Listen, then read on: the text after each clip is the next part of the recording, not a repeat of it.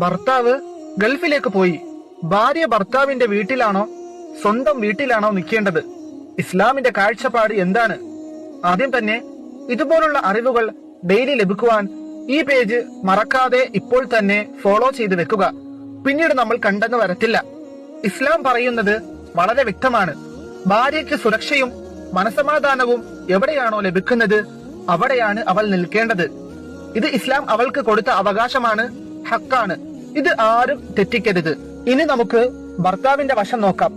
ഭർത്താവ് പറയുകയാണ്, എന്റെ മാതാപിതാക്കളെ നോക്കാൻ ആരുമില്ല, നീ അവിടെ തന്നെ നിൽക്ക് എന്ന് നല്ല ഉദ്ദേശത്തോടെ പറയാം.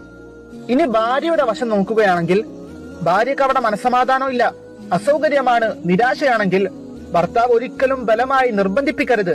കാരണം ഇസ്ലാം ഒരിടത്തും പറയുന്നില്ല ഒരു സ്ത്രീയുടെ മനസ്സിനെയും മാന്യതയും തകർത്തുകൊണ്ട് ഒരിടത്തും നിർത്തണമെന്ന്.